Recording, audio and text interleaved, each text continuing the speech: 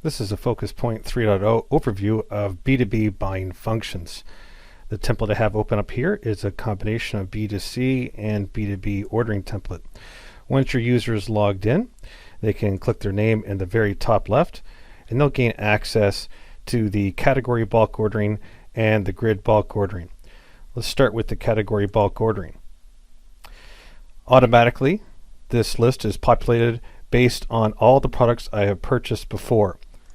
I can click my cursor in here and automatically the 0 is selected enough to highlight that. On an iPhone or a tablet, these are number wheels. I can choose any upsells, product attributes, or specifications to all these products.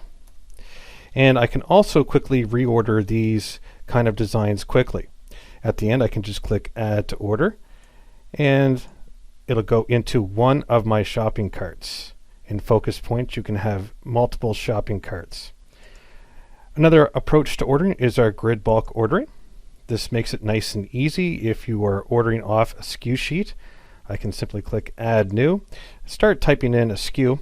As soon as I get at least 3 characters of the SKU, they will come up, and I can choose my quantity and update. This is very much like Excel-based style ordering. Choose another one here. Now I can also choose to import an Excel spreadsheet. The spreadsheet has 2 columns, a SKU and a quantity. Let's take a look at one of these spreadsheets right now. So here's an example of a spreadsheet, how it would be. Now you can generate these spreadsheets automatically by previous orders as well. So let's go ahead and add this. There we go. I've chosen my sample and import from Excel, and the grid will automatically populate after everything's added. Again, I can add this to my order, and I can choose if I want to have this to be another shopping cart separate from my other order bucket. Okay, another way to handle this is with our microsites. Just going into the back end of FocusPoint, much of these settings are going to be managed in SAP, but there are some settings that you do manage in FocusPoint. One of them is our customer portals. The customer portal is a great way to create a landing page to collect all different types of products and content. In this case here, it's just called sample microsite, and just a fictitious, this is dedicated to Honda. I can take over the branding.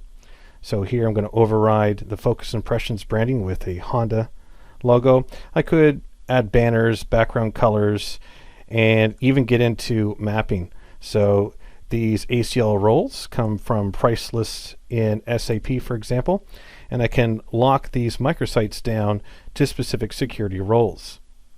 I can also limit these to substores, which we'll get into momentarily. And again, here's some products that I have mapped to this store. I can preview this or just hit the URL directly.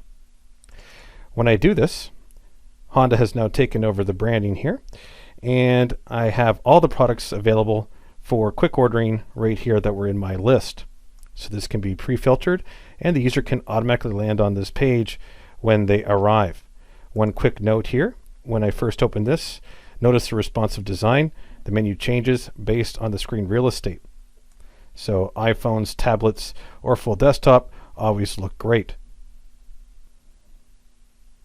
And if these microsites are not enough and you need to have further segmentation, we have our full Substore or customer portal available. Let's go take a look now. So here's a real example here of Substores.